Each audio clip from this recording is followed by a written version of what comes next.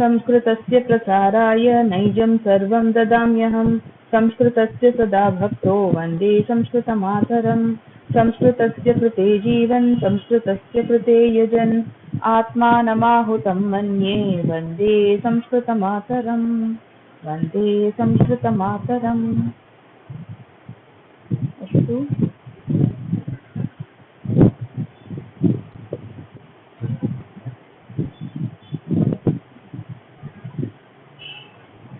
आरम्भं कुर्मः।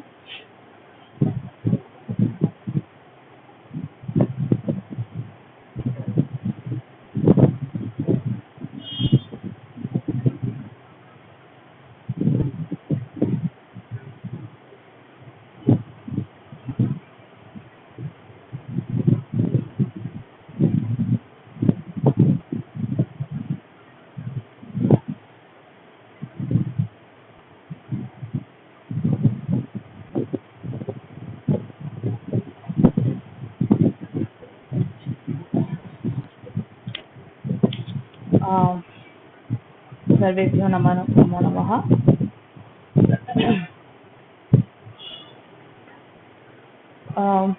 व्याकरणविषये अद्य स्वरसन्धिविषये पश्यामः। अनन्तरं कर्मणि प्रयोग इक्तप्रत्ययविषये अपि पश्यामः। स्वरसन्धि मध्ये अद्य यण् सन्धि पश्यामः। पूर्वस्मिन् वर्गे वयं वृद्धिसन्धिविषये वयं दृष्टवन्तः। अस्तु। वृद्धिसन्धि इत्युक्ते किं का वक्तुं शक्यते?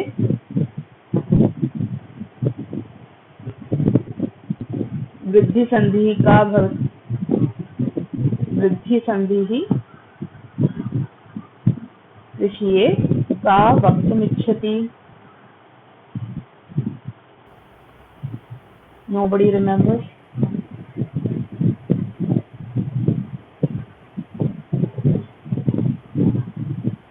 अस्तु। वृद्धिसन्धि इत्युक्ते किं? पूर्वपदस्य अन्तिमाक्षरं किं भवति? अकारः भवति। अकारः वा आकारः भवति।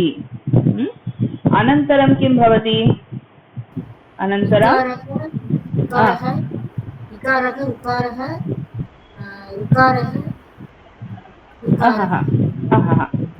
वृद्धिसन्धि वृद्धि समथिङ्ग् इन्क्रीसिङ्ग् किल? तत्र किं भवति? वृद्धि अकारः भवति। पूर्वपदस्य अन्तिमाक्षरम् अकारः वा आकारः भवति। अनन्तरं किं भवति? एकारः, ऐकारः, ओकारः, औकारः। एते भवन्ति चेत् किं भवति? तत्र परिवर्तनं कथं भवति? वृद्धि सन्धि मीन्स् वृद्धि, even that means I अथवा औ इति भवति अत्र।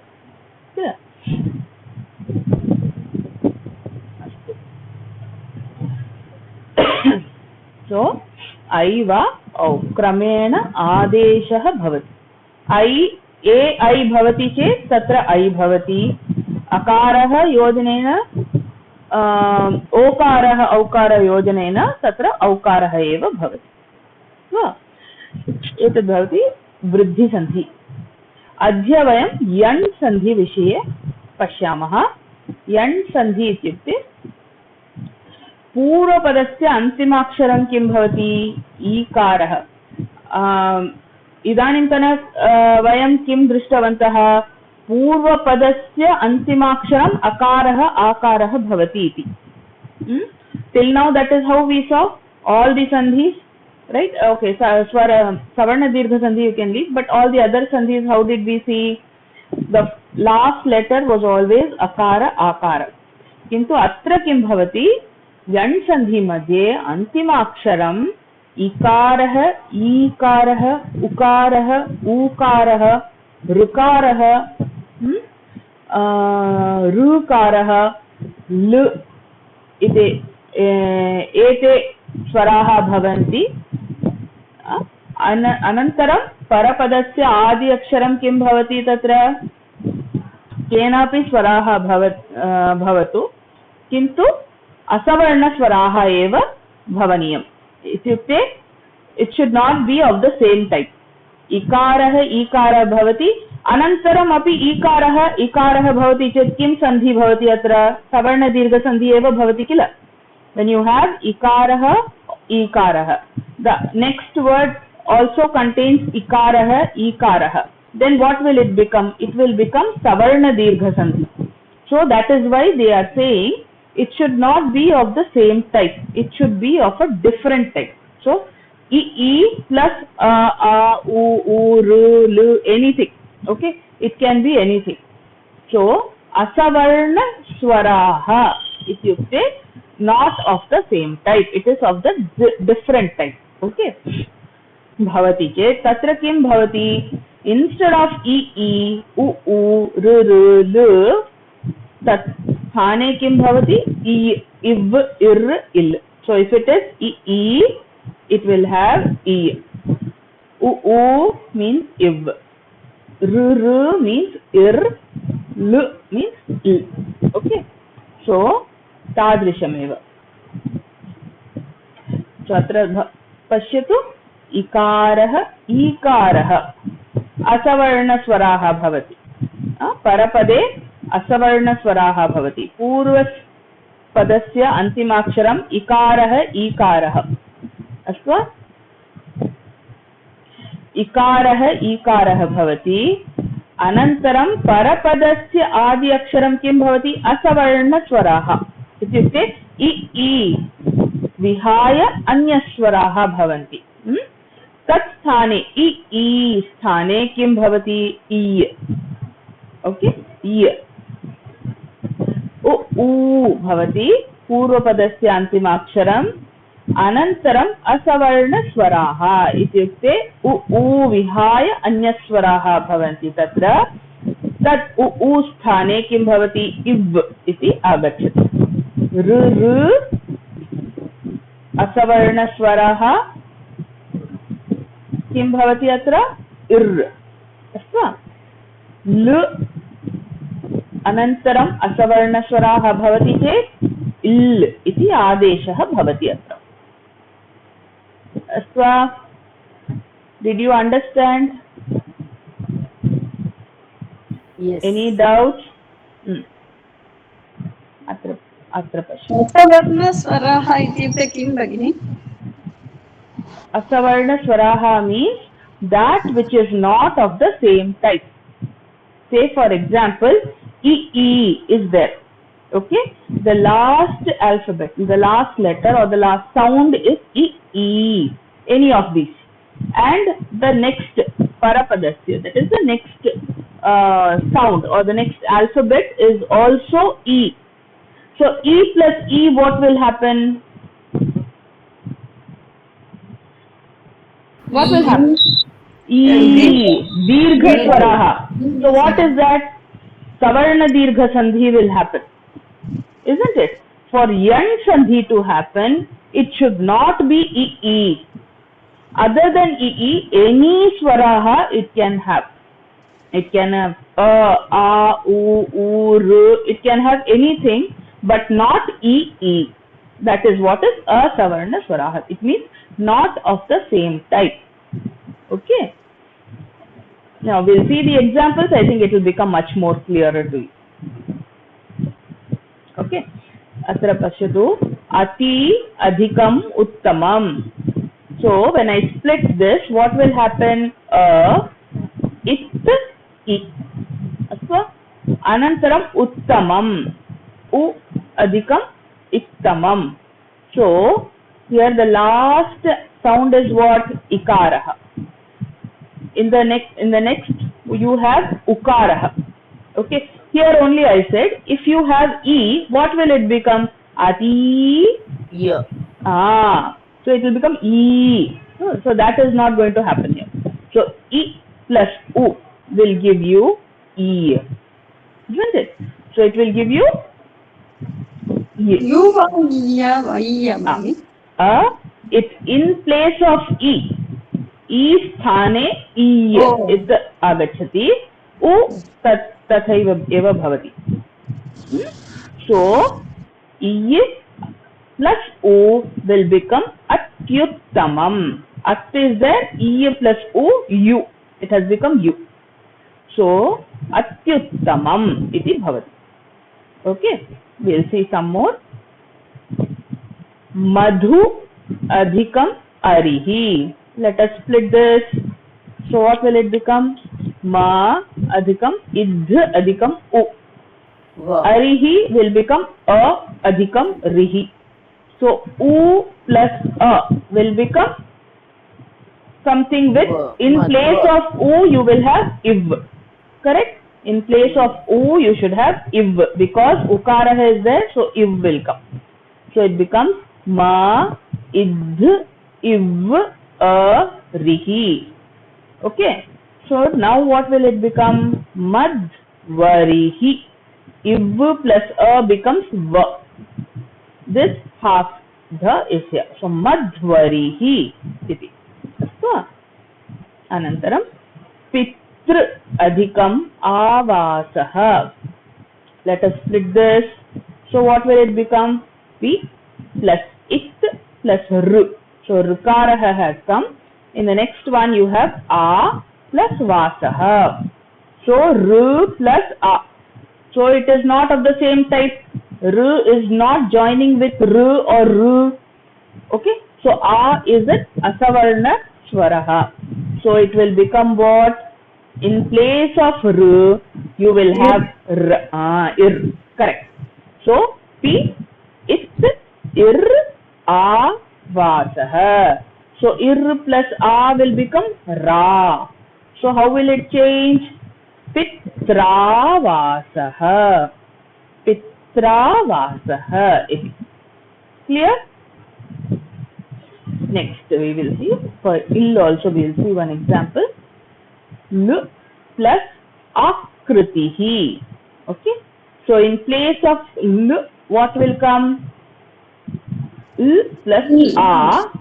L. So ill. Oh sorry. Mistake is there. Il plus a plus kritihi. So il plus a will become la. So it will become la kritihi. Okay. Clear ma this much? How it is coming? Everyone? Usha ji? Okay? Yes. Okay, ji. We just have to remember. And one more thing that we have to remember is the change, the adesha does not happen in both the places. Right? It is not happening in both the places. E and a together, like we saw in the previous one, we saw E and what sandhi did we see? Vriddhi sandhi. Right? In Vriddhi sandhi we saw a plus a, together it will form I. So both are taken out, a and a both are taken out, and in place of that you have I. But here that is not happening. Only the purva padam, the last alphabet changes. Okay? In place of the last alphabet, the other alphabet comes. Okay, this much you have to remember. Okay. So let's see an abhyasa now. Yadi plus api. What will it be? Ikarah plus akarah. So whenever E comes, what will come? Yeah. Yeah. E. Plus a. E plus a will become ya. So how will it change? Yadyapi. Correct. Yadyapi. Okay. Next. Prati plus ekam. Here ikarah, ekarah. So it will become pratyeka. Pratyekam. Oh, again. Pratyekam. Okay. Next. Nadi plus atra. E plus Nadyatra. Looks like you are getting the hold of it. Yes. Vadhu plus eka. So U is there. So what will come in place of U? Va. Va. Va. Iv plus A will become Vadheka. Ve. So how will it come? Vadheka. Vadveka. Vadveka. Very nice. Next you see Pitru plus Amshah. Rukarah plus Akarah. So it will become what? Pitranshah. Ir will come along with a Okay. So Pitramshah. Very good. Next. Madhu adhikam arihi. I have already told this. So what is this? Madhvarihi. Madhvarihi. Kavi adhikam ekah.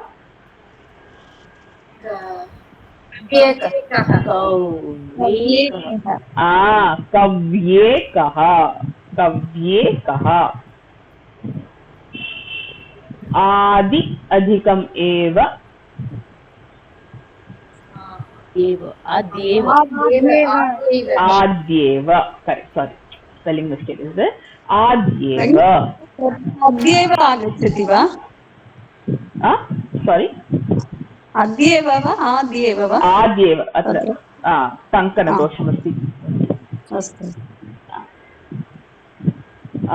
Anantaram.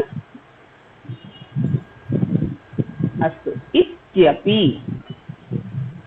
विभज्य वदतु इति plus अपि बहु सम्यक् इति अधिकम् अपि इकारः अकारः यकारः so how do you actually identify you can identify by seeing that there is a half letter and then you have a yakarah or vakarah or rakarah if you have something like that it is a b or a whatever so if there is a half letter and this always imagine that there has to be a sandhi over there.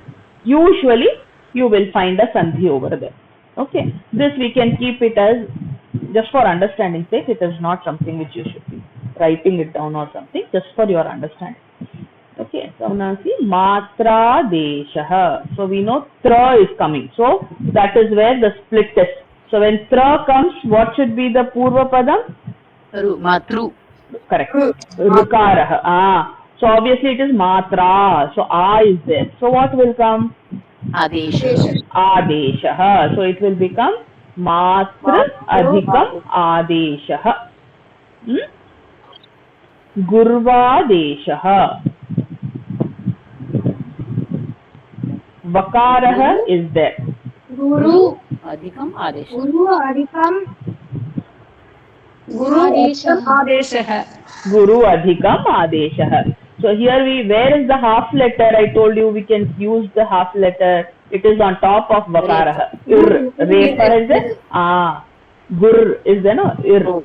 So gurva adesha. So it is guru plus adesha. Next, ityartha.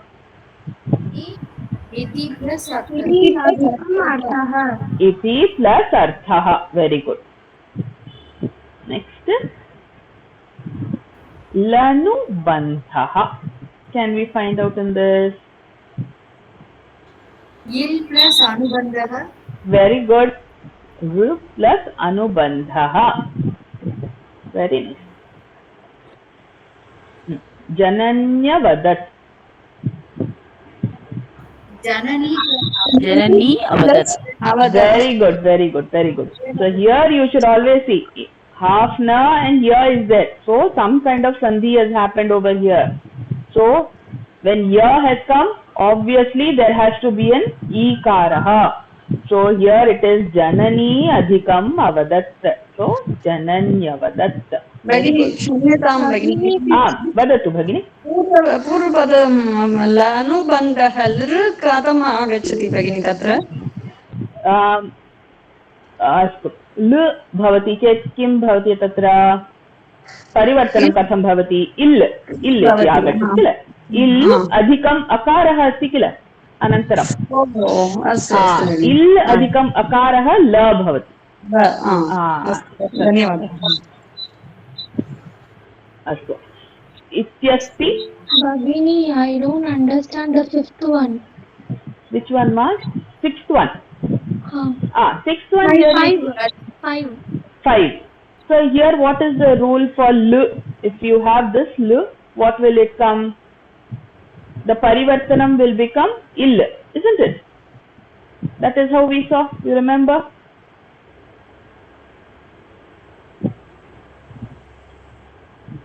Ka prichati? Isn't it? So when you have l, so it will become what? Ill. Ill is the sound. Ill is the parivartanam that is going to happen. Isn't it? Like you have ikaraha, then this ikaraha becomes yakaraha. Correct? Similarly, when you have l, this l becomes ill.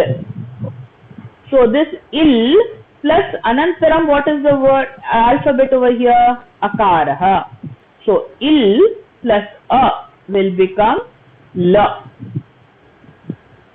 Clear? If it is not clear, please do ask. If it is not clear, no problem. We will go back and again see. Ask. So ityasti, iti adhikam asti. अत्र वदतु खल्वेतत् खल्वेतत् खलु एतत् खलु अधिकम् एतत्. Very good. So here very good. So here you see ill, half letter is there, then you have vakarah. So when vakarah is there has to be something to do with ukarah. So what can be the word? And then you have a also. Etat we know. So ukarah. So khalu etat. Very good. Khalu etat. So one more.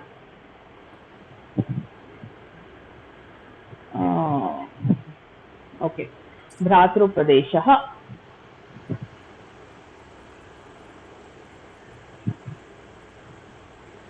Yes. ऋकारन्त. Very good. भ्रातृ plus उपदेशः, अधिकम् उपदेशः. अधिकम् उपदेशः. सम्यक्. भ्रातृ अधिकम् उपदेशः. So भ्रातृपदेशः अस्ति. Okay, is this clear to everyone? Little bit of practice, I think you can do properly. Okay, the same thing you can just write it down and then do it as a practice. You will understand better. अनन्तरं कर्मणि इक्तप्रत्यय वयं पश्यामः. कर्तरि इक्तवतु तवतु प्रत्ययः भवन्तः जानन्ति किल. तत्र किं भवति? तत्र बालकः पाठं पठितवान् इति. ओके, सो तवतु इज यूज्ड विथ कर्तरि प्रयोगः. करेक्ट? सो इन कर्तरि प्रयोगः, सो इट डिनोट्स व्हाट? भूतकालः. भूतकालः एव किल. हियर बालकः इज इन प्रथमा विभक्ति, पाठम् इति द्वितीया विभक्ति, बालकः इति कर्ता भवति, पाठं द्वितीया विभक्ति मध्ये अस्ति, अतः तत् कर्मपदं भवति. पठितवान् इति क्रियापदं, कर्तृपदम् अनुसरति. कर्तृपदं किं भवति अत्र? बालकः. बालकः इति प्रथमा विभक्ति एकवचनमध्ये भवति, अतः एव पठितवान् इति आगच्छति किल. So here we know this 1 to 1 also we know. Okay. Here in karmani ikta pratyayah, what happens? Balakena pathah patitah. So karmani madhye kim bhavati? 3-1-1 iti rule vayam janimah किल. So अतः बालकेन इति तृतीया विभक्ति, पाठः इति प्रथमा विभक्ति, पठितः अपि प्रथमा विभक्ति मध्ये अस्ति, कर्मपदमेव अनुसरति. कर्मपदम् अत्र किं भवति? पाठः इति कर्मपदं भवति. अस्तु. सो दिस् पठितः इति इक्तप्रत्ययः भवति. ओके, दिस् इस् द रूपं पठितः. क्लियर्? सो दिस् इक्तप्रत्ययः कर्मणि प्रयोगे एव भवति.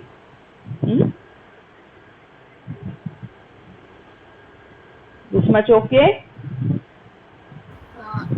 Unable to understand that patitaha it's आं भगिनि अहमपि in book which This is the new thing that we are going to learn. Pathitaha iti ita pratyayah रूपं भवति. Like तवतु प्रत्यय मध्ये किं भवति? पठितवान् इति भवति किल? तादृशमेव कर्मणि मध्ये इक्त प्रत्ययः भवति.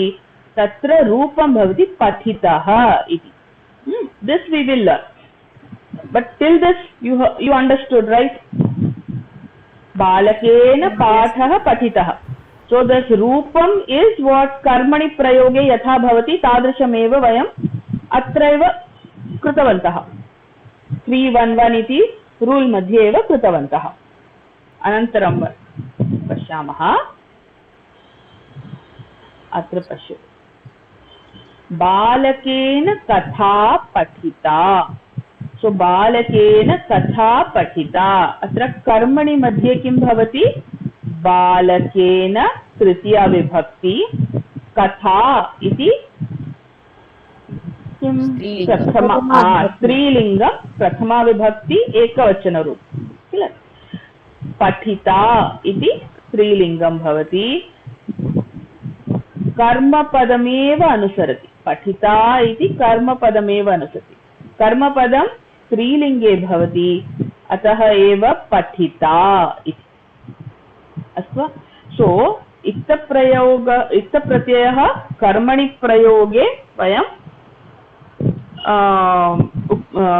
कर्मणि प्रयोग उपयुज्य एव कुर्मः.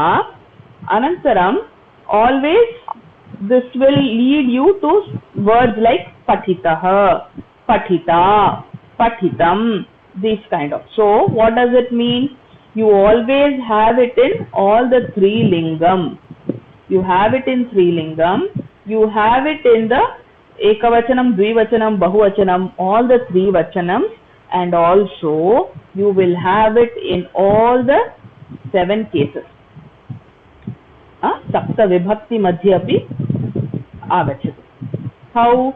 Because when you join the ikta pratyaya to a dhatu, it will become a kridantam. Correct? We are reading the kridantam only, like you have the tavatu pratyaya मध्ये किं भवति अत्र? कृदन्तं एव किल? So patitavan is a krudanta padam. What is krudanta padam? Krudanta padam means it will be there in all the three lingams, in all the three vachanam, and in all the 7 vibhakti. Okay, that is what it means. So similarly, here also, this will, ikta pratyaya will be there in all the 3 vachanams and all the 3 lingams. Okay, but it will follow the karmani prayogaha rule. Okay. So that is what. So you will have patitaha, gataha, likhitaha. These kind of words will come. Okay. And always it is used as a past tense. It is always used as a past tense. Kodai Bhagini, Kim? भगिनी कर्मणि प्रयोगे पाठम् इति द्वितीया विभक्त्या आगच्छति, परन्तु कर्मणि प्रयोगे पाठं न भवति किल? पाठः एव आगच्छति. बालकः पाठः पठितः तादृशमेव किल? लैक् वयं दृष्टवन्तः किल? 311 इति एक रूल्. अहं 311 इत्युक्ते किं? कर्तृपदं सदैव तृतीया विभक्ति मध्ये आगच्छति. अतः किं भवति? बालकेन. बालकः इति न भवति, बालकेन. अनन्तरं पाठम् इति द्वितीया विभक्ति मध्ये अस्ति. कर्तरि प्रयोगे, कर्मणि प्रयोगे प्रथमा विभक्ति किं भवति? पाठः इति. अस्तु. अनन्तरं किं? पठितवान् इति.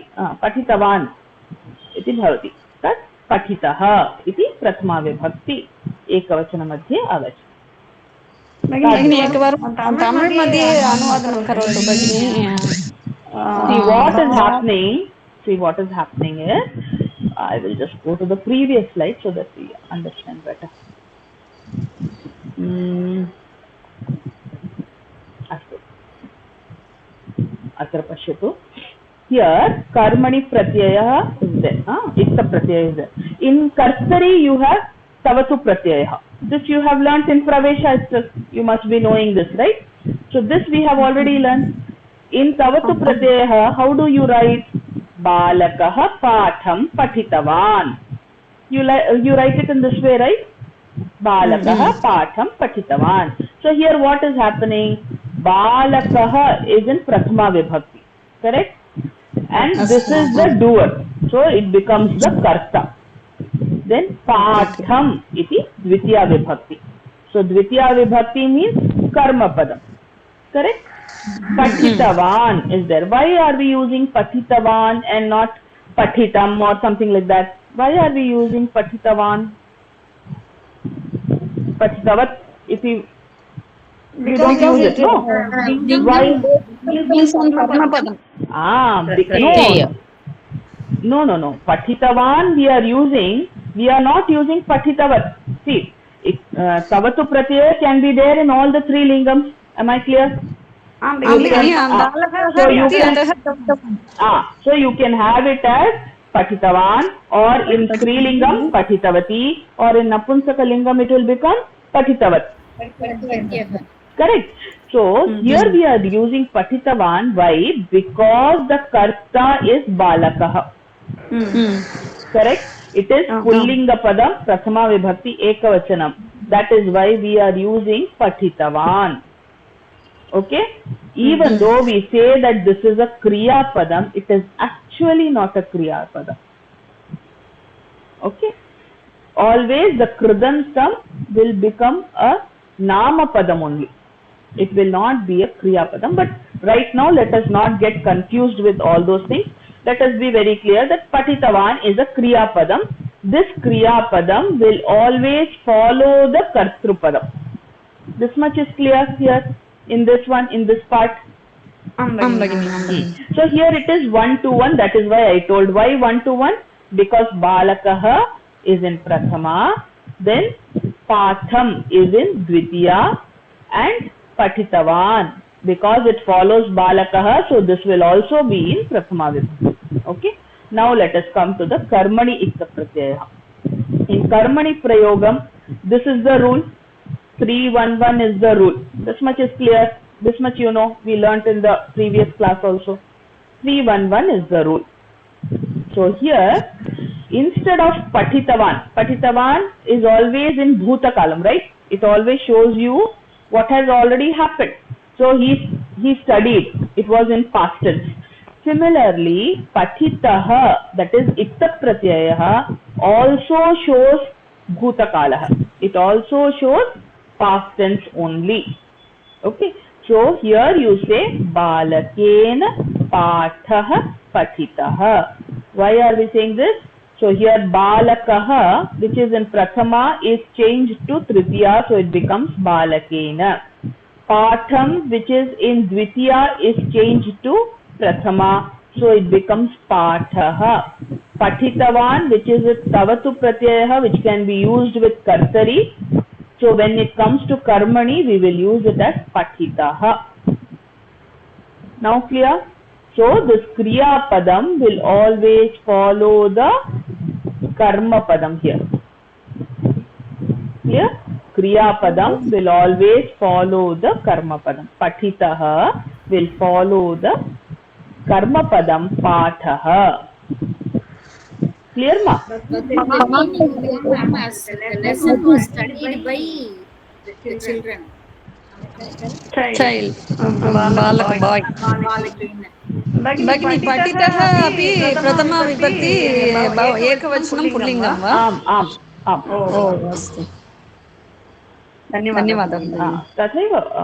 Here, that is why we are saying here tatha pathita. So here what did we see? Pathah pathitah. Pathah is pullingam. So pathitah is pullingam. But in the next one, what do we see? Katha pathita. So katha is strilingam. Pathita also becomes Strilingam. Clear? Okay, we'll see. Always be same. Always be same. Yes, yes. Let's see some more examples. We'll see. Don't worry. Balakena pustakam pathitam. Here, what is the balakena is tritiya vibhakti kartrupadam. Pustakam iti dvitiya vibhakti. What lingam? Napunsakalingam. Correct. So prathama and dvitiya both will be same only. Correct. So because this is in Napunsakalingam, so your Kriya Padam is also in Napunsakalingam, which becomes Pathitam. So because Pustakam is Napunsakalingam, Pathitam also becomes Napunsakalingam Ekavachanam. Okay. We'll see some more. Balikaya Pathaha Pathitaha. Balika is what? Strilinga Padam. It's a girl. A small girl. Balikaya. So tritiya vibhakti. Balika shabdasya tritiya vibhakti balikaya. Pathaha. Pathaha is what? What lingam? Pullingam ekavachanam. Pullingam ekavachanam. So because this is karmani, it's a pratyaha. So what will it be? Pathitaha. Because pathaha is pullingam. So pathitaha also becomes pullingam. Even though the doer is a girl, that does not matter. Pathaha is pullingam, so pathitaha is pullingam. Clear? तत्र बहुवचनम् आगच्छति चेत् तदपि We'll see that also. We'll see that also. अत्र पश्यतु. बालिकया गद्यं पठितं. किमर्थं गद्यं पठितम् इति भवति?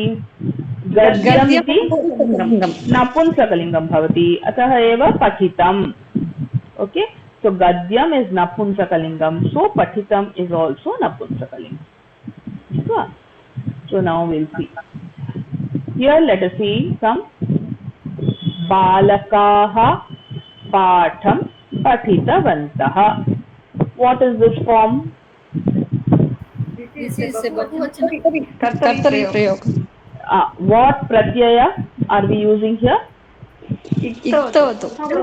Tavatu pratyaya. Correct, tavatu pratyaya. So balakaha patham pathitavantaha. So balakaha bahuvachane bhavati. So pathitavantaha, isn't it? So that is also in bahuvachana. So balakaha prathama bahuvachanam karta bhavati. Patham dvitiya karma padam bhavati. Pathitavantaha kriya padam kartrupadameva anusarati. Clear? So pathitavantaha is the kriya padam. Sarvada kartrupadam eva anusarati. Asta. पश्यतु. बालकैः पाठः पठितः. अत्र बालकैः इति तृतीया विभक्ति मध्ये भवति, बहुवचने. अस्तु. So that is the कर्ता. So बालकैः is तृतीया बहुवचनं कर्ता एव किल. पाठः is prathama, that is the karma padam. So in karmani always, karmani sapratyayah always it will follow the karma padam. So what will it be? Pathitaha.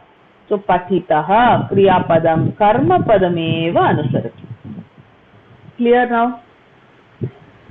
This much is clear. In case if I had put it as balaka, yeah. So now in case I had put this as balakaihi pathaha. If it was balakaihi pathaha, what will it change? How will it change? Patitaha. Patitaha. That's it. Why? Because it is pathaha. Because karma padam is in bahuvachanam, so kriya padam will also change to bahuvachanam, which will become patitaha. Clear? So that is one. Again I'll tell one more time. Balakaha patham pathitavantaha tavatu pratyaya madhye. Balakaha iti prathama bahuvachane asti, tad bhavati kartrupadam, karta. Patham is the dvitiya vibhakti karma padam. Pathitavantaha is kriya padam kartrupadam anusarati. What is the Kartrupadam? Balakaha. So that is why Patitavantah is also in Bahuvachanam. Okay. Next we come to this part. Balakaihi Patah Patitaha. So Balakaihi Tritiya 3-1-1. This is the rule over here. 3-1-1. So Balakaihi Tritiya Vibhakti 3 is done. Patah Prathama Vibhakti Karma Padam Bhavati. That. Okay. Patah is the Karma Padam. Patitaha is the Kriya Padam. Because this is Karmani Ikta Pratyaya, it will always follow the Karma Padam. So that is why it is always following the Karma Padam, which is Pathaha. Because Pathaha is in Prathama, Patitaha will also be in Prathama. Okay, so it will become Patitaha. Okay, ma. Next. So what did we learn? So etavata Ikta Prayogaha विषये पठनस्य अनन्तरं किं वयं जानीमः अत्र ज्ञातवन्तः इक्तप्रत्ययः is used only भूतकालार्थम्, isn't it? So इक्तप्रत्ययः भूतकालार्थम् उपयोगं भवति. In the sense, it is always used as a past tense, used for past tense. Iktapratyayah karmani prayoge upayujyate. So it is used in what? Karmani prayogam only. Okay. So whenever you are using iktapratyayah, so it will usually be always in the karmani prayoga. Then dhatubihi saha iktapratyayasya yojanena bhuta krudantah iktapratyyantarupani labhyante. In the sense what? When iktapratyayah is used with the dhatu, so what do we get? We get the Kridanta Padam, which shows the Bhuta Kalaha. Okay, which shows the Bhuta Kalaha. So that is the Rupam that we get. Dhatubhihi saha ikta pratyayasya yojanena dhatuhu namapadam bhavati ataha namapadasya gunan anusaranti. So what does it mean when you are what do you say? When you are using or when you are suffixing a dhatu with the ikta pratyaya, so what is happening? It actually, the dhatu actually becomes a nama padam.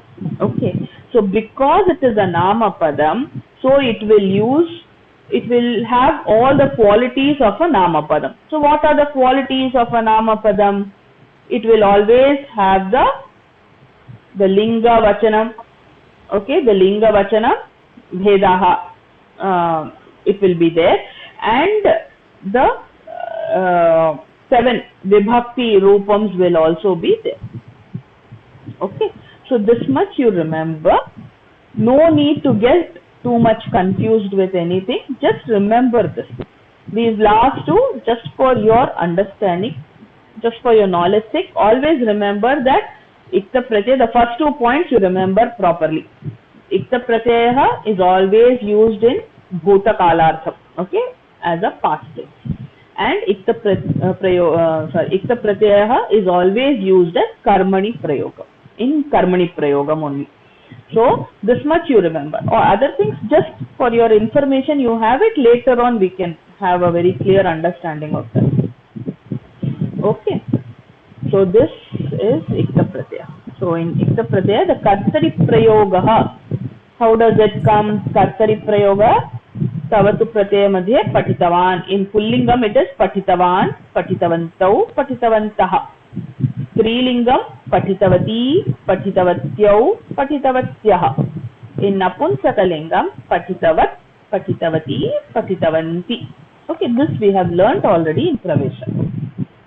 Ikta Pratyayaha madhye, how does it come? In Pullingam Patitaha, Patitau, Patitaha. Ramaha, Ramau, Ramaha, Rama Shabde. Strilingam Patita, Patite, Patitaha. Lata Shabdavat, Lata, Late, Lataha. So same way, Patita, Patite, Patitaha. Napunsakalingam Patitam, Patite, Patitani. Phala Shabdavat, Phalam, Phale, Phalani. Tavateva. This you remember. That's it. Okay, we'll see a small exercise which is actually there in your book. This one, letters. Okay, yes. We'll start with this. Pathitavan. What are the three forms? Kodevi Bhagini vadatu. भगिनी एकनिमिषं भगिनी पूर्व slide मध्ये पठिताः पठिताः बहुवचनं द्वयोः मध्ये समानं भवति भेदं किम् अवगन्तुं शक्यते कर्तृपदं कर्मपदं दृष्ट्वा एव वयं वक्तुं शक्नुमः अस्तु भगिनी अत्र वदतु पठितवान् पठितवान् कर्मणि इक्तप्रयोग कथं भवति पठितः स्त्रीलिङ्गे पठिता नपुंसकलिङ्गे पठितं पठितं सो पठितः पठिता पठितम् इति भवति दृष्टवान् अन्य कोऽपि एकनिमिषं कोदेवी भगिनी अन्य कोऽपि उषा भगिनी वदतु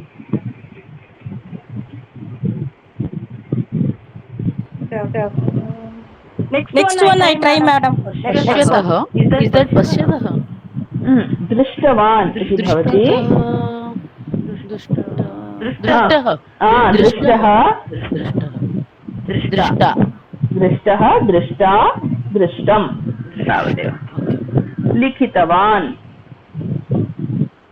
उषा भगिनी लिखितवन्तः लिखितवान् लिखितं लिखितः लिखितः लिखिता लिखितं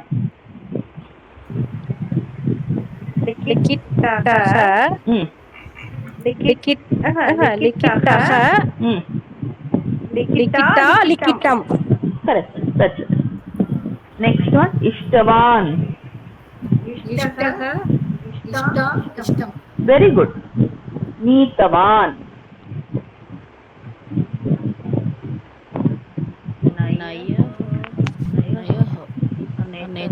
नीतः नीता नीतं सम्यक् बहु सम्यक् सुप्तवान् सुप्ता सुप्तं बहु सम्यक् अनन्तरं निरूढवान् know the meaning of nirudavan nirudam avladhan samyak I want to know the meaning meaning we will come later on but let us understand how the things go on mritavan मृतः मृता मृतं मृतः मृतं मृता मृतं सम्यक् मिलितवान् मिलितं सम्यक् दग्धवान् दग्धं कल्पितवान् कल्पितं सम्यक् सम्यक् वर्धितवान् वर्धितः वर्धितं किं भवति वर्धितः वर्धितं बहु सम्यक् सम्यक् प्रक्षालितवान्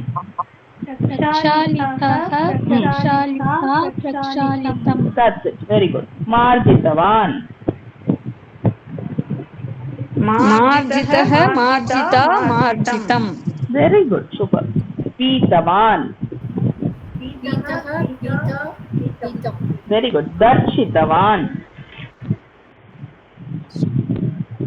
दर्शितं very good right super this much is clear now how to use ikta pratyayah so okay now we're already running out of time okay so anya vishayaah मध्ये सूक्तिः चातुश्लोकः सुभाषितं वयं समापितम् अद्य नास्ति किल भगिनी फॉर व्हाट मा प्रेजेंटेशन प्रथमपाठः तथैव सूक्तिः वयं दृष्टवन्तः किल so we already saw सूक्तिः चातुश्लोकः सुभाषितं was already done in the last class so today vyavaharika shabdavali I think Neeti Bhagini is supposed to do am I right yes vyavaharika shabdavali samasya Deepti Bhagini vadatu Bhagini no we'll finish up because we don't have time we go very slowly we have already 10 chapters to complete so we will become very slow exams will near so we have to finish up fast so we'll do it today okay व्यवहारिक शब्दावली संबंध अत्र संबंधार्थे शब्दम् उपयुज्यः उपयोग कुर्मः शालः शब्द शालः देवरः प्रपितामहः पितृव्यः दौहित्रः प्रपौत्रः भागिनेयः भ्रातृव्यः all अत्र सर्वेभ्यः शब्दाः अकारान्त शब्दाः अकारान्त this is known everyone knows it fine then शालः is मम अहं महिला मम ओके यदि अहं पुरुषः मम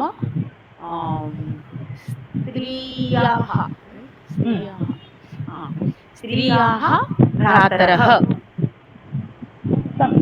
भ्राता मम शालः यदि अहम् एक महिला मम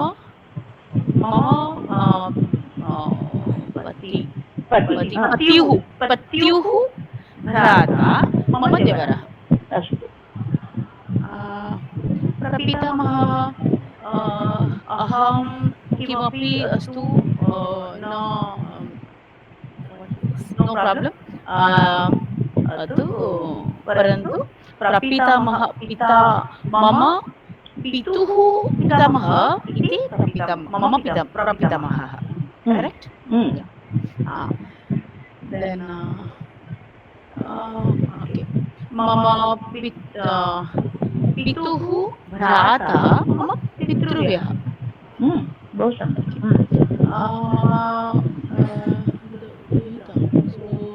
दुहितुः दुहिता मम दुहितुः दुहिता मम सौमित्रः दुहितु इति डॉटर मम पौत्र इति ओन्ली ग्रांडसन पुत्रस्य पुत्र इति पौत्रः प्रपौत्रः तस्य पुत्रः तस्य पुत्रः प्रपौत्रः करेक्ट ओके भागिनेयः भगिनी अर्थात् सिस्टर तव भगिन्याः मम भगिन्याः पुत्र मम भागिनेयः correct yes I'm correct then भातृ वयं जानीमः भातृ इति अर्थे ब्रदर भ्रातुः पुत्र इति भ्रातुव्यः ओके सम्यक् don't over everything of अकारान्तः now means आकारान्त शब्दः now means what is in Sanskrit इदानीं now means अद्य अधुना आकारान्त शब्दः पश्यामः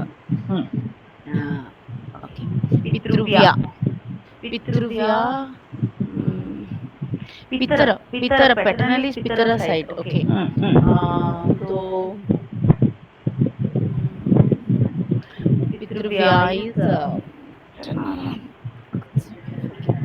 Chacha. Pitruvya is this is Pitruvya. Pituhu Bhrata. Pitruvya is the then same thing. Pitruvya is the wife. Correct? Ikaranta. Ikaranta Shabda. This is also easy. Prapitamahi. Pitamahi, Pitamaha. Pitamahi is Pituhu, Mata, Pitamahi. Pituhu, Mata, Pitamahi. Pitamahi. Then what will happen? Prapitamahi is Matuhu, Pitamahi is Prapitamahi. This is correct or I am getting wrong? वदतु वदतु भगिनि.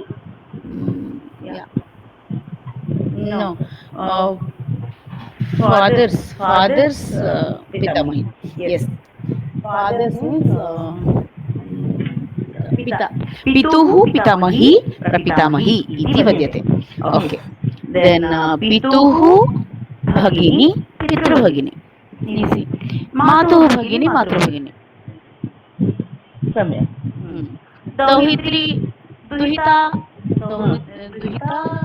Duhituhu Duhita is Dauhitri. Same. Putra Putrasya Prabhupada.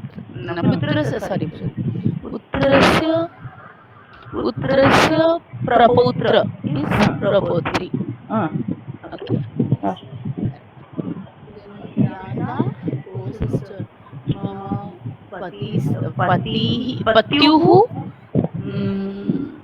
Patyuhu Bhrata tasya patni tasya patni mama yata. Okay, correct. Then Nanada Patyuhu Bhagini Nanada and Vimataha Mata other Anya Mata is Vimata. Pitu Anya Stri. Mama Mata. सम्यक्. अनन्तरं समस्या अपि करोतु भगिनि. समस्या. Let me read. वर्षस्येकं दिनं गौरी पतिवक्त्रं न पश्यति. समस्या समाधानस्य समस्या भवति. यत्र समस्या अस्ति तत्र समाधानं च अस्ति. ओके. देन वर्षस्य एकं दिनं गौरी पतिवक्त्रं न पश्यति. पश्यति इति क्रियापद. कः पश्यति? गौरी. बट न पश्यति. कः न पश्यति? गौरी न पश्यति. गौरी किं न पश्यति? मे बी मुखं. पतिवक्त्रम. I don't know what is pativakram. Pati is husband. Pativakram means I don't know. Maybe mukham. Pati mukham. मुखमेव. पतिवक्त्रं न पश्यति. गौरी कदा पतिवक्त्रं न पश्यति? वर्षस्य एकदिनम्. एकवर्षस्य एकदिनं मात्रं. तदा which एकदिनं? Which means come. Okay. किम् एकदिनं? Okay. That दिन भाद्र शुक्ल भाद्रव मासस्य शुक्लपक्ष चतुर्थी दिन. That is विनायक चतुर्थी. सर्वेभ्यः विनायकं पूजयामः. That is विनायक चतुर्थी भाद्रव मासस्य शुक्ल चतुर्थ्यां is षष्ठी. No, सप्तमी एकवचनं. So भाद्र चतुर्थ्यां तु that day only Chandra Darshana Shankha is the word. Then Sankaya may be Tritiya ekavachana. Sankaya and the fear by the fear of Chandra Darshana. Oh, Chandra Shivasya mastake asti. So if yadi Gauri Shivam pasyati तव तत्र चन्द्रमा also अपि पश्यति सो गौरी पतिव्रतं न पश्यति. Is this clear? Correct? I don't know.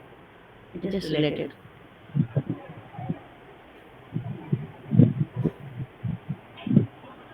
Clear?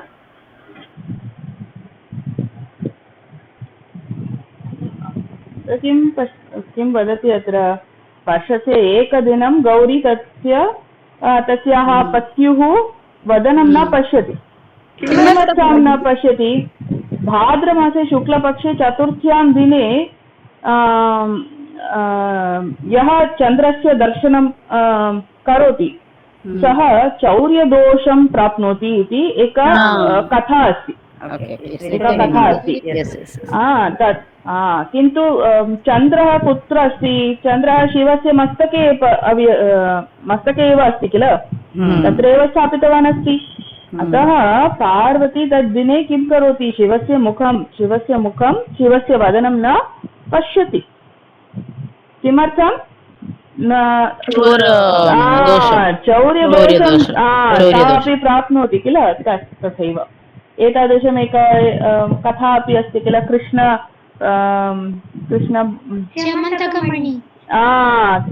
सम्यक् तत् अहं तु न स्मृतवती इदानीं, किन्तु एका कथा अपि अस्ति. कृष्णः तादृशं चतुर्थ्यां दिने चन्द्रं पश्यति, अपश्यत्. अतः किं चौर्यदोषं सः प्राप्नोति इति एका कथा अस्ति. सो तादृशमेव अस्ति. सम्यक् दीप्ति भगिनी, बहु सम्यक्. आं भगिनी, कोदि भगिनी वदतु. दोषं किमपि दोषं मनुष्याः एव आगच्छति किल. पार्वतीदेवी देवी अस्ति, कथम् आगच्छति दोषम्? एतत् एका प्रहेलिका समानं भवति किल, तादृशमेव तादृशमेव वयं यत् पश्यामः. वर्षस्य एकं दिनं गौरी पतिव्रतं न पश्यति. If you see only that, you will say, why will she not see? That question comes to your mind. But when you see the next line, anantaram yat pashyati bhadra shukla chaturthyam tu chandra darshanam shankaya iti eka line asti kila tatra. So with that you get the solution. Oh, this is why Gauri does not. When you see only the first line, you won't understand. But when you see the second line, oh, okay, this is the reason, this is the solution, okay, this is why she does not see. That is how we see this. Okay, this is just a samasya, a riddle. That's it. Prahelika samanam. Anantaram kavya katha. Ka patati Padma bhagini va? Aam bhagini. Patati. Kavya katha दिलीपस्य शापस्य इतिहासः इति रघुवंशः पञ्चमहाकाव्यस्य प्रसिद्धः महाकवि कालिदासेन लिखितवान्. दिलीपः सूर्यवंशस्य नृपः. दिलीपः सूर्यवंशस्य राजा, तस्य सुतः रघुः. His son name is Raghu. Ragurajah प्रसिद्धः. He is famous. Why? Because अतः आर्यवंशः रघुवंशः इति ख्यातः. So from the name itself it is famous. So it's called Raghuvamsa. The dynasty is called Raghuvamsa because of Raghu is very famous. रघुवंशे वैवस्वमनुः प्रथमः पुरुषः. In Raghuvamsa dynasty, Vaivasvamanu is the first one. दिलीपः प्रजावत्सलः आसीत्. दिलीपः is praised by his people. I mean जनाः. Am I correct? वदतु भगिनि. सुदक्षिणा तस्य पत्नी. His wife is Sudakshina by name. दिलीपः बहुकालं पुत्ररहितः आसीत्. For a long time he is not having any issues, I mean santati. अतः सः चिन्ताक्रान्तः अभवत्. So he was thinking about about the issue that he doesn't have. वशिष्ठः दिलीपस्य आचार्यः. His acharya or guru is Vashishta by name. दिलीपः वशिष्ठं द्रष्टुं सङ्कल्पितवान्. So he decided to see his guru for this matter. अस्तु अत्र एकनिमिषं just pause. अत्र विशेषण can you find what are the visheshanam here? Yeah. Which one from the first line, madam? Yes. Yes.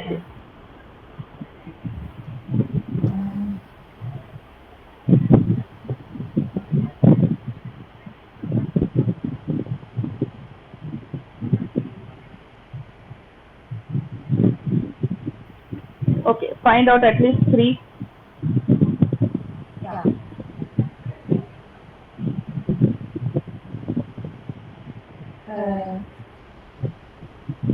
Raghuvamsha. Others can also raise your hand if you know. Okay. वदतु भगिनि वदतु.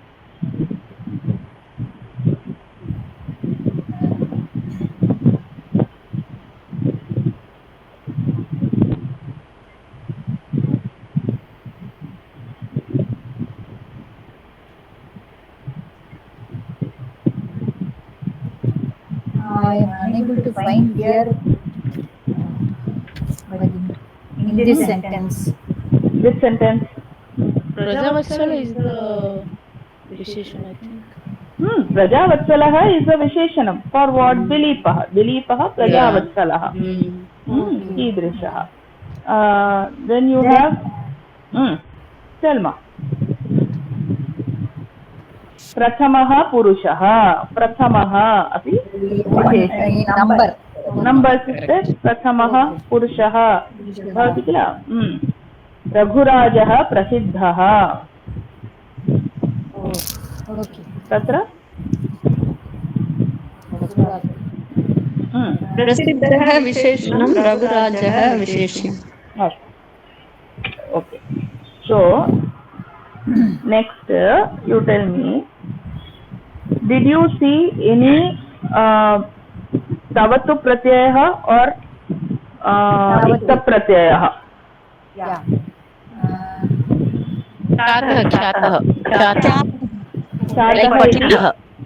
Like patitah, it is khyatah. Yes.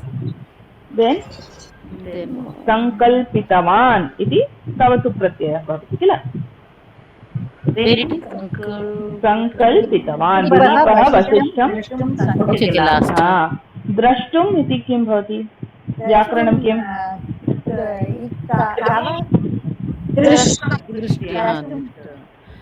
किं भवति?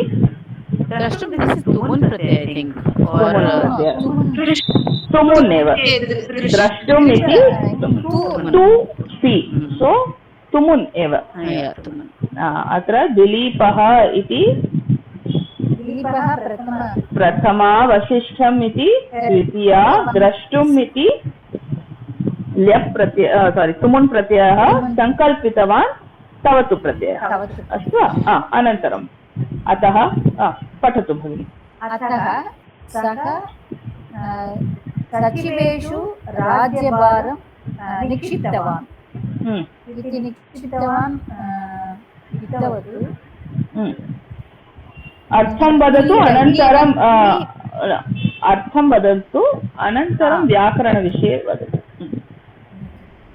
I mean gave his Raj, I mean his kingdom to rule for some period to his ministers. Sudakshina Sagita Vashishthasramam Gatavan. He went with his wife Sudakshina to the Vasishtha ashram. Tatra Nripaha Vasishtaya Swachintam Niveditavan. So there he decided to tell his thought. कुतः मम Not सन्ततिः thought. नास्ति. Swachintam. Swachintam ityukte His नृपस्य Own thinker. Own. Is about himself. himself he thought. No, his worries. He worried about The Santan. issues. Yeah. Okay. Swa means his own, right? Own. When we say Swa means his own. What chinta, worry. So his own worries. So he went and said, कुतः मम सन्ततिः नास्ति इति प्रश्नं कृतवान्. Why he didn't have the issues he want? He asked the question to So his here guru. kutaha is used. We use kutaha in all these things also. Okay, why? In that sense also we use kutaha. Nikshiptaban means nikshipta. He handed over. He handed over. Okay.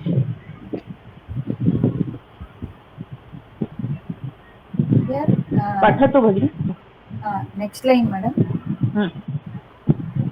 वशिष्ठः कारणम् अचिन्तयत्. So Vashishta, I mean, he thought of the reason. आचार्यः अकथयत् नृप त्वं कदाचित् स्वर्गं गतवान्. He replied, once you went to Swarga, तत्र त्वं देवेन्द्रं सेवितवान्. There he कदाचित् इत्युक्ते किं भवति? कदाचित् व्याकरणं भवतु. त्वं कदाचित् means he has to do some service there. कदाचित् व्याकरणं वदतु. किं भवति? वयं पठितवन्तः किल? चित्तचेन प्रयोग. चिच्चन प्रयोगः. कदाचित्, कदाधिकं चित्त, कदाचित्. Sometime, isn't it? You had been to the Swargam sometime. Once, that is what it is. Continue, Bhagini.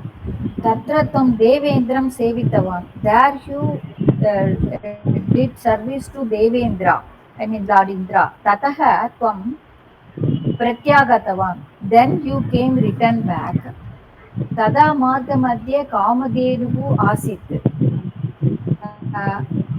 At that time, on the middle of your way, Kamadhenu was there. Sa Kalparikshasya Chayayam Asit. She was he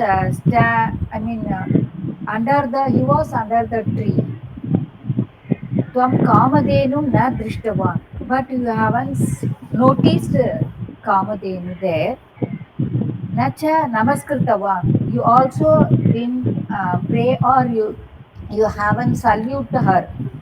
Kamadhenu kupita abhavat. So he was very angry. Kamadhenu was very angry. Shapam dattavati. So she cursed you. Attaha tava santatiki nasi. So you don't have the issue. Tasyaha santatim pujaya. So you have to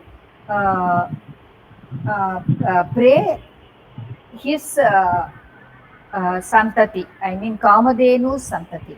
Am I correct? Tada tava santanaga bhavishyati iti. Then you will get to the issue. I mean, santati. Dilipaha prishtavan. Dilipa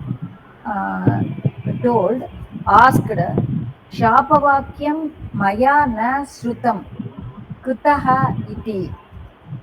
I haven't heard the words of Shaba from the Kamadhenu. Why? He asked. Acharyaha akatayat. Ganga pravakah asit, the way, I mean the noise of Ganga was there, ataha tat na shrutam iti, so you haven't heard the words of Kamadhenu. Nripaka aprichat idanim kim karomi iti, so the king asked, what I have to do now? Vasishtha avadat ashrame nandini asti. So Vasishtha replied, in my ashrama Nandini was there. Sa Kamadhenuho putri. He was the daughter of Kamadhenu. Tam pujya. You do service to her or pray her. तां पूजय आचर. तां पूजय इति भवतु. तां पूजय, वन्यजीवनम् आचर. Achara. Vanyajeevanam achara means you have to, I mean, like a saint or sage, you have to live like that. You have to get away from that. I mean, அதாவது இதுல ராஜா மாதிரி இல்லாம ஒரு துறவி மாதிரி நீ இருக்கணும் அப்படின்னு சொன்னாங்க. அனுகிரக பவிஷ்யதி இதி, then you will get the anugraha from the Nandini. Nripaha angikirtavan, he accepted, the Raja has accepted. Saha parnashalayam vasam akarot, so he stayed in the parnashala, I mean a hut. Sudakshina api tatraiva stita, Sudakshina also followed the stayed stita, stayed with him. Nripaha Raja Vaibhavam Adyajat. Raja Vaibhavam means the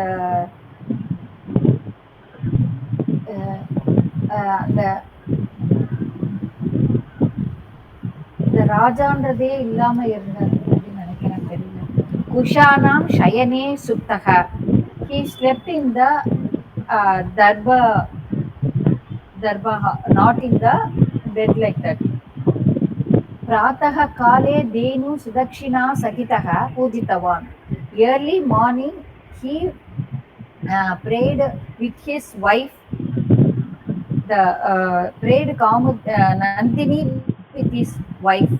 Nandini vanam agachat, Nandini went to a forest.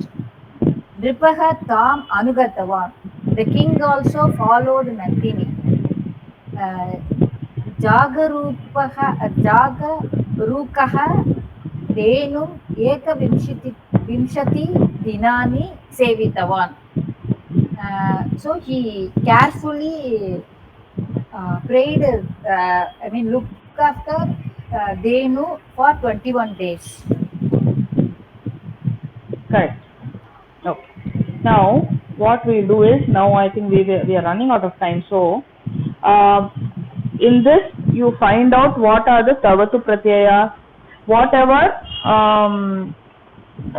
grammatical portions, whatever you can say, for example lang lakaraha, or it can be ikka pratyaya, it can be anything. Okay, try to find out these.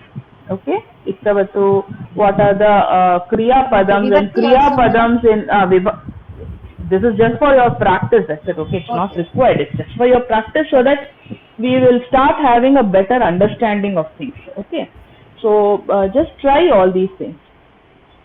Okay, lakaras you can find out the krudanta padani, whatever is there, visheshana visheshya padani, all these things you just try to find out from these. Okay, next answer ma etesham, whoever wants to answer can answer. Uttaram likhata. Suryavamshah Raghuvamshah iti kutah prasiddhah, how did it become prasiddhah? Raghu prasiddhah, Suryavamshah anya kopi, Padmavati nina vadu, anya kopi vadatu. सूर्यवंशः रघुवंशः इति कुतः प्रसिद्धः? रघु रघुराजः सूर्यवंशस्य प्रसिद्धनृपः very good. अतः सूर्यवंश रघुवंशः इति प्रसिद्धः। बहु सम्यक्।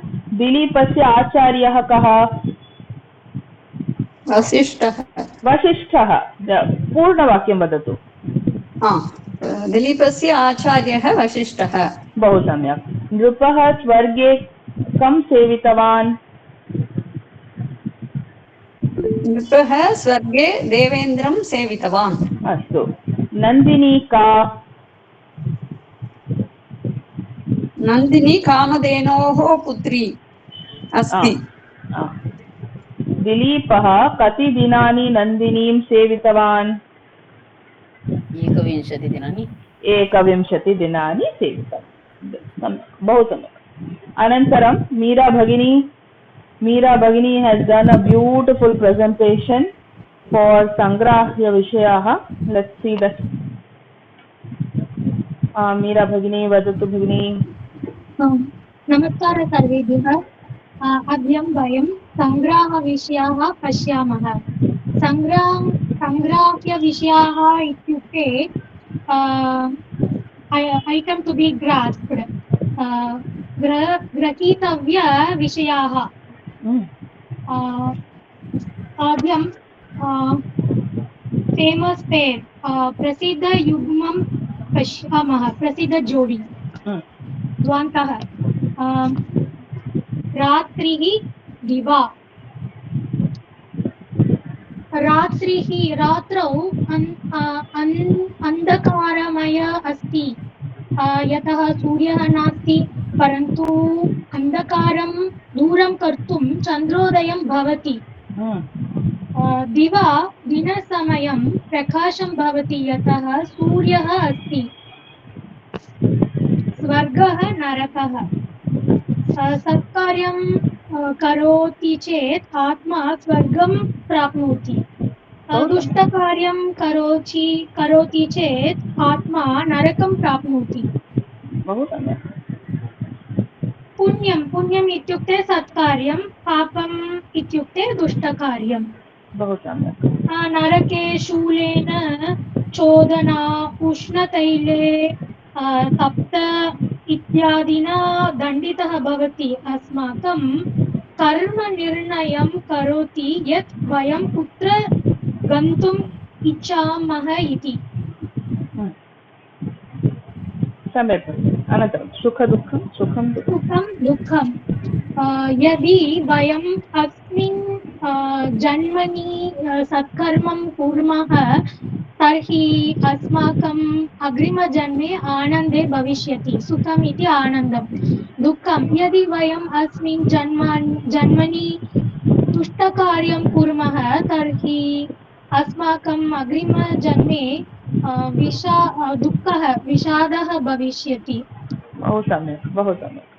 धर्मः अधर्मः।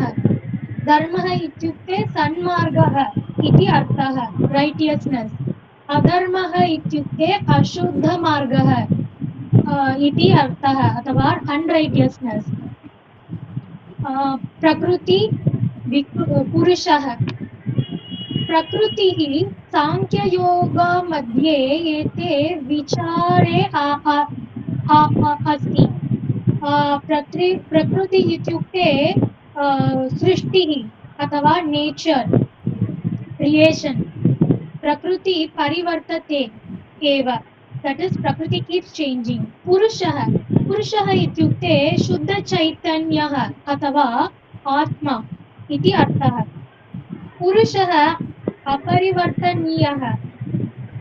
पुरुषः प्रकृते विकासस्य साक्षी। That is, Purusha means pure consciousness.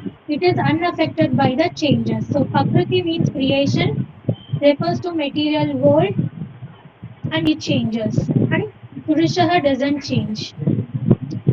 Jnanam, Ajnanam. Jnanam means knowledge, athava wisdom.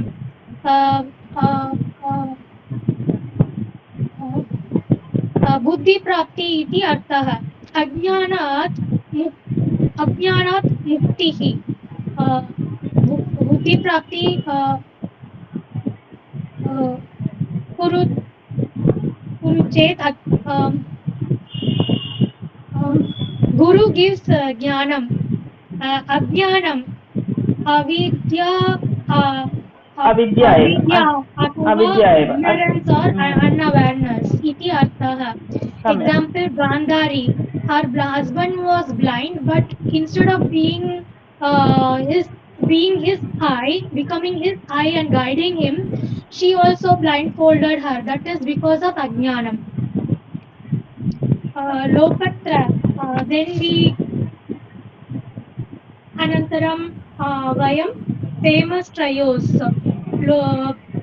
अथवा प्रसिद्धत्रिकाः पश्यामः लोकत्रयं स्वर्गः मर्त्यः पातालः स्वर्गः इत्युक्ते हेवेन् वयं दृष्टवन्तः स्वर्गं नरकः इति मर्त्यः इत्युक्ते भूमि वेर् वयं मर्त्याः मार्टल्स् वसामः पातालः इत्युक्ते अण्डर्वर्ल्ड् यत्र वासुकीदयाः सर्पाः निवसन्ति नेक्स्ट् इस् प्रस्थानत्रयम् उपनिषत् ब्रह्मसूत्राणि Bhagavad Gita प्रश्नत्रयम् is three foundations the concept of Vedanta tradition उपनिषदः एषः ग्रन्थः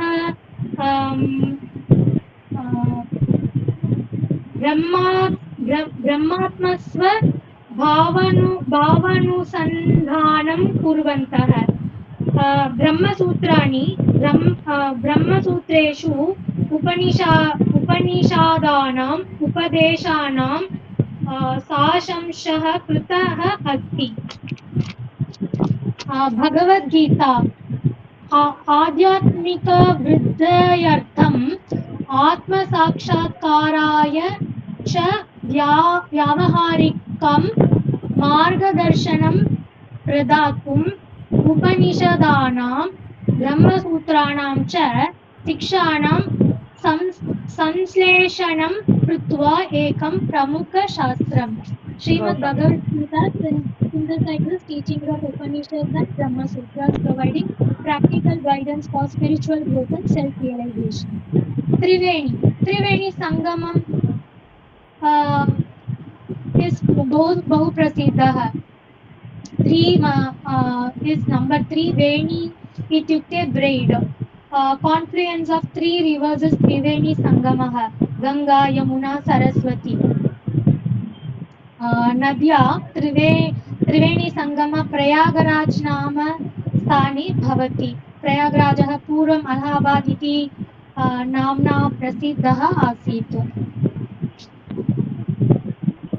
त्रिवर्गपुरुषार्थाः philosophy in Vedanta tradition धर्मः righteous living अर्थः इत्युक्ते wealth and prosperity कामः इत्युक्ते needs and desire through dharma artha and kama the fourth one the purushartha moksha is achieved by balancing these 3 dharmas doshatrayam आयुर्वेदस्य मौलिकः अवधारणा अस्ति वातः पित्तं कफः इति दोषत्रयमे असन्तुलनं यदि भवति तर्हि रोगाः भवति Tripitikaani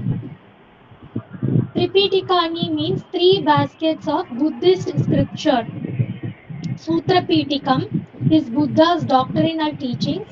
Vinaya Pitakam is rules of monastic discipline. Abhidharma Pitakam is commentaries on sutras and Vinayas. Agre Trimurtayaha 3 forms of the super being. Brahma प्रजापतिः प्रजा सृष्टि करोति विष्णुः संरक्षणं करोति शिवः निरुक्ति अथवा प्रलय करोति Shiva is actually a dissoluter not a destroyer like spider how it takes its web it makes a web and then it takes the webs back the same way During Pralaya, everything gets into the Paramatma. He observes everything. Nothing is destroyed. It goes into him. Agre Ratnatrayam. Three jewels in Jainism. Samyak Jnanam means right knowledge. Samyak Charityam means right conduct. Samyak Darshanam ityukte right faith. Shaktitrayam. Shaktitrayam. Jnana Shakti, Ichcha Shakti, Kriya Shakti.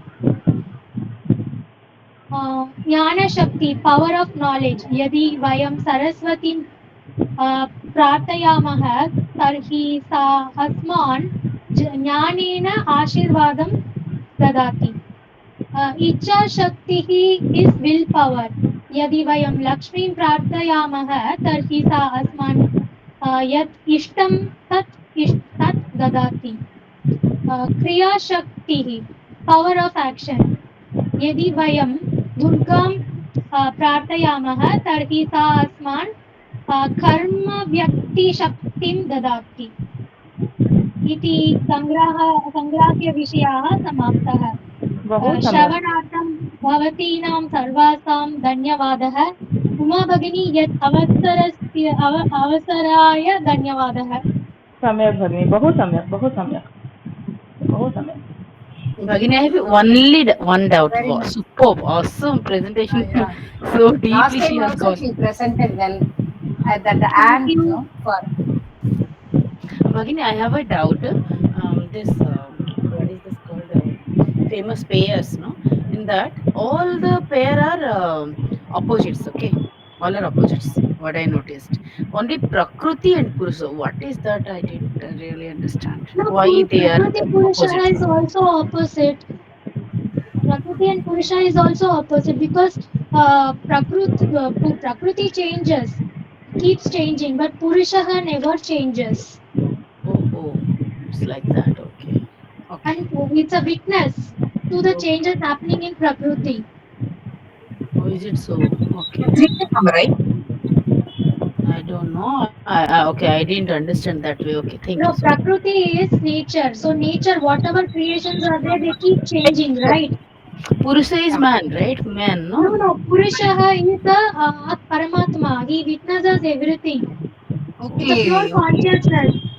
he won't create the nature. So the pure consciousness doesn't change. It just witnesses the changes that happens in Prakriti. Okay. Okay, fine. Thank you. Atma, that is Atma. Pure consciousness is nothing but Atma. Very beautiful, Meera Bhagini. Very nice. Astu. धन्यवादः भगिनी. बहु सम्यक् भगिनी. Seriously, she deserves Awesome. applause. So much. Great So effort. much. Okay. She has prepared so well for each and everything. She said so beautifully. Explanations are really nice. Perfect presentation. Very nice. Yeah, first Actually, first I slide omitted itself is few very things nice. because we are running short of time. So I left few things which I have prepared for this. Okay. Okay. And okay, Usha Bhagini, we'll finish off with the shloka fast. I hope you're ready with that. Ma'am, I'm not still ready, ma'am. Next class I will tell, ma'am. Ocho. This will become I'm sorry, too ma'am, late. because No, Diwali came, no, so I didn't do anything, ma'am. I told this 2 weeks back. No, because we won't have time. Ma, we have to go back. 2 months are there, madam, no? For exam, 2.5 months. Yeah, January we will have no exam. So There's we no have time to for finish. revision. We don't have time. Astu. February. Shloka is what here? Because next Ma'am, week we have to do Sloka, everything is only in Tamil, ma'am. I want to, I prepared in Sanskrit, no, ma'am. I don't know Sanskrit, so little bit I take some more time, Do ma'am. one thing. Can you see the screen? Can you see the screen? Yeah, ma'am. Yeah. Please just read the shloka, and also I have also given the meaning in Sanskrit. You can just read. Read it in English as well as in Sanskrit. Just read it out.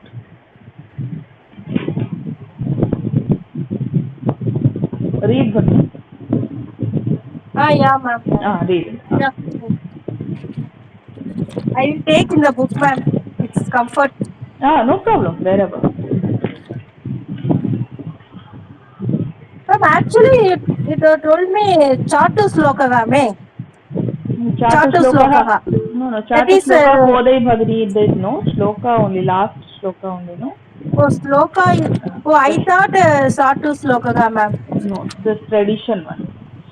Shall I try, Bhagini? No, it's okay, Meera Bhagini. Let Usha Bhagini just read it out. Meera Bhagini, please try.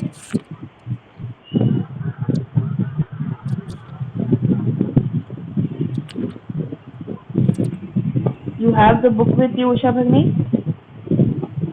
Yeah, I'm searching the page number, ma'am. If it is English book, the page number is 22. 22. 22? Yes, in English book it is 22. No, I have Tamil book. Then 13, ma'am. Page number 13. Okay. 13, 13. 30. This Trimshat.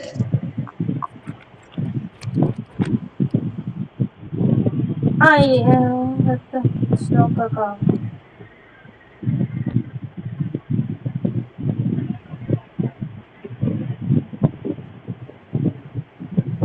Ma'am, the Panchakaviyam உட்கொள்ளும் போது அதுதானே ma'am?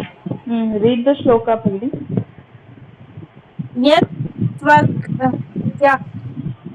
Yat Svagstitam Papam. Svagastigatam Papam. Yes, Svagastitam. Sorry, ma'am. Svagastigatam Papam Dehe Tishtati Mamake Prashnam Panchakavyasya Tahashyakni Rivendanam. Here there is a yan sandhi. Can you see? Anybody? The last word. Dahatyagni Renvandhanam. Yes. Dehati and Dehat Agni. Dehati Agni. Dahati Agni. Dahati Agni. Dahati means firing, like flame. Burning like Agni. Okay. Okay. Thank you, Usha Bhagini. Deepti Bhagini, can you read the meanings here? Yes. Taking Panchagavyam is going to burn the sin accumulated in the skin and the bones in my body, just like fire burning fuel. In Sanskrit, Atra Panchagavyasya Mahatvam Varnitam Asti. यथा यज्ञिः सर्वं भस्मं करोति तथा एव पञ्चगव्यस्य पानेन अस्माकं देहे तिष्ठन् सर्वाणि पापानि दहति. Very clear. Okay. So Tadeva. So when you take the Panchagavyam, so what happens? Whatever papam is there in our body, it will just be burnt like a fire burns a fuel. Like that it will be burnt. Okay, so that is what they are saying here. So this is a slokam which you recite when you are taking the Panchagavyam. Okay, so the slokam you recite and then you take the Panchagavyam. Okay. So in this first chapter, what is left is Anvaya Krama. We will do that in the next chapter, next class. So Anvayam we will do in the next class, and then we will start with the next. So start giving your names for the second chapter, whatever you are going to take, the topics that you are going to take. Start giving your names. So maybe next week I will go with the Anvaya Kramaha and a few more grammar portions, so that you will have some time to prepare for the next one. Okay. So anyhow you will have lot of time, because this is Monday. I think I told Friday is our next class. Am I right? I told Friday is our next class. So we have time, but start preparing for it. Probably Friday I will take a grammar class. So on Monday you can start presenting. Okay. Monday second lesson itself. We will Second present. lesson you should start because we will not have time. See, if we go very slow, I am already going slow. If I go little more slow, then we will not be able to finish before the exam. It will become difficult for you. So I would like to finish. At the meantime, keep on revising whatever we have studied. Say first chapter we have done. You start preparing for the first chapter now. I will send the first chapter practice paper so that you can start. Once you prepare, you can go through the practice paper also. Okay. So we will do that. Today you will send the practice paper. Yes, I will send. You start preparing. Okay, one by one. If you start preparing, so by the time we finish, you will also be very thorough with all the chapters. Okay, ba?